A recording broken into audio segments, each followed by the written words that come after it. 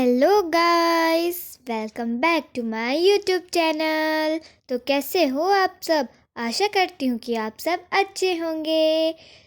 तो आज मैं अपने यूट्यूब चैनल पे आपको एक कहानी सुनाने जा रही हूँ और मेरी कहानी का नाम है एक चतुर किसान। तो चलिए शुरू करते हैं। और हाँ, उससे पहले मेरे वीडियो को लाइक, चैनल को सब्सक्राइब और साइड में जो बेल आइकन है उसे भी दबा देना और शेयर करना तो भूलना ही मत और कमेंट में बताना मेरी वीडियो कैसी लगी। तो चलिए शुरू करते हैं।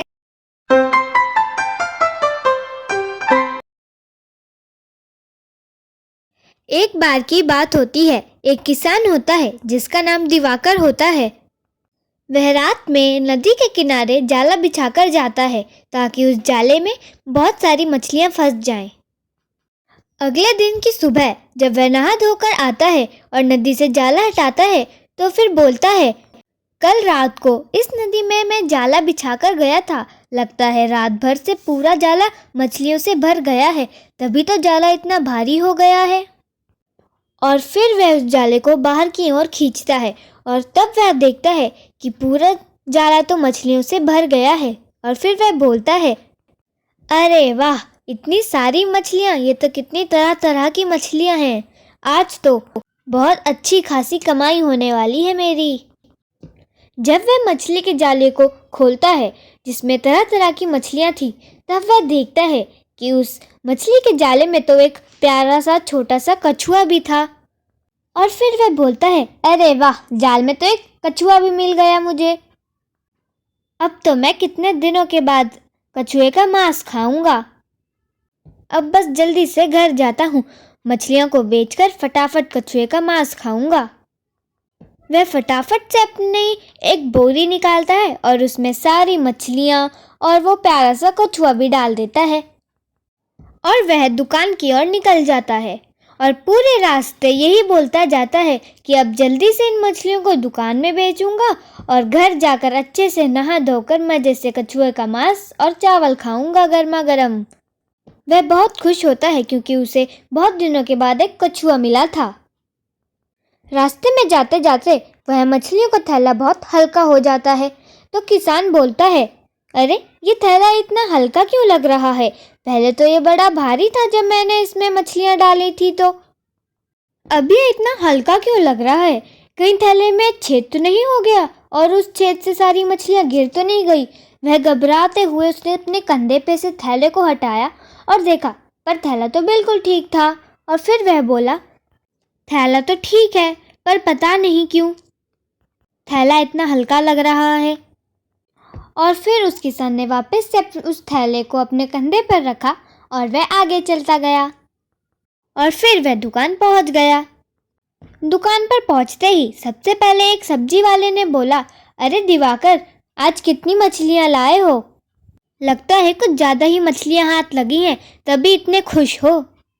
तब वह किसान बोलता है, अरे हाँ, आज तो बहुत सी किस्म किस्म की मछलियाँ लाया हूँ भाई। फिर वह सब्जी वाला बोलता है, फिर तुम अच्छी कीमत लेकर मुझे बेच दोगे या खुद ही बैठ जाओगे? और वह हंसने लगते हैं दोनों। फिर वह किसान बोलता है, अरे भाई, अगर अच्छी कीमत मिलेगी तो क्यों नहीं बेचूंगा।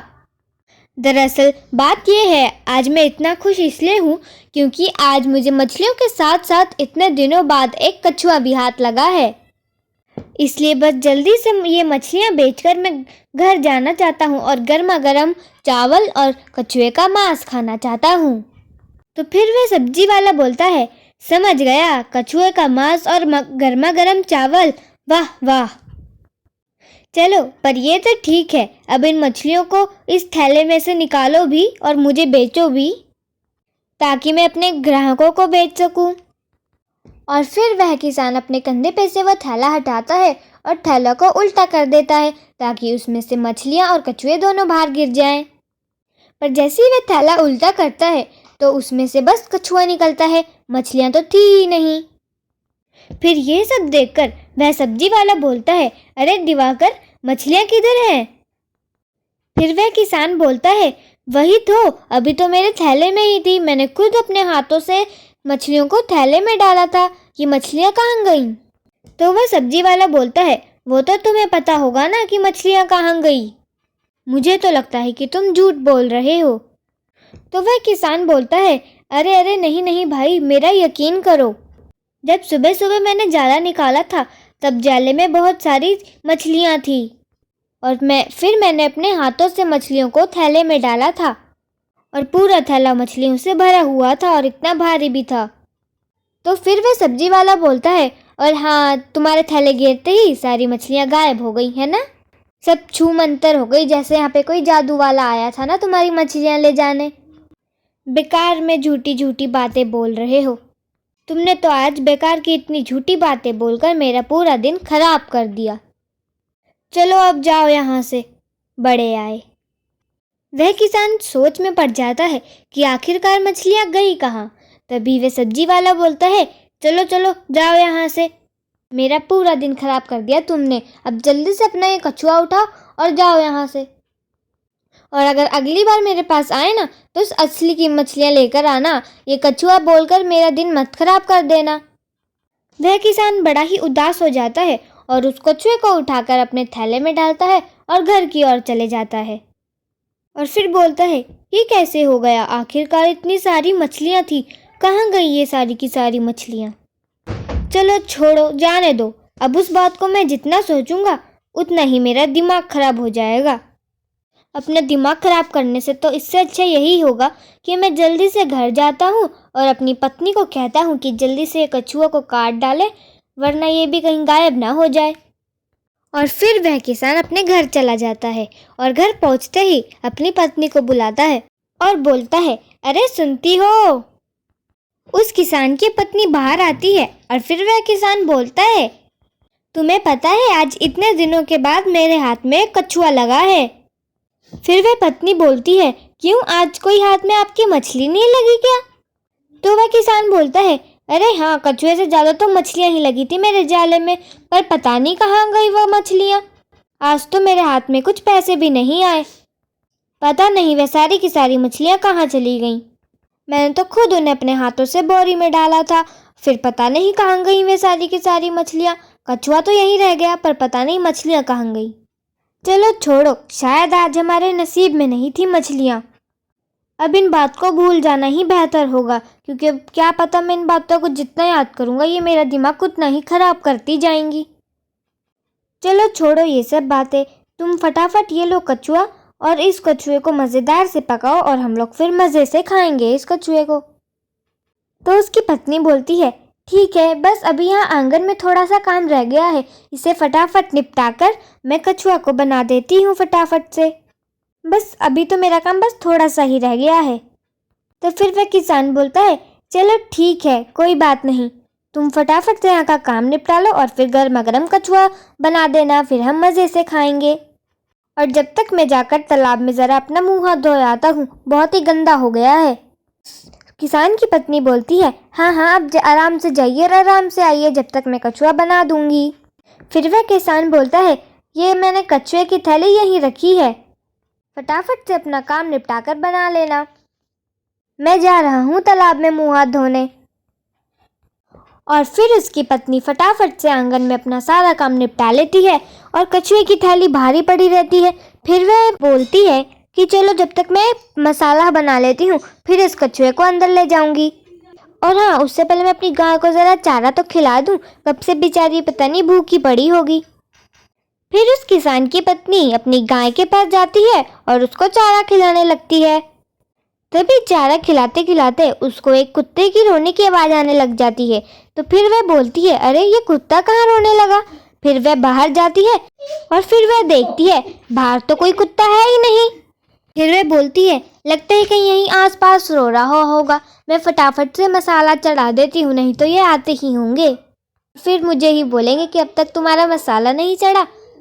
और फिर वह उस किसान की पत्नी अपने किचन में जाती है और मसाला को तैयार करने लगती है।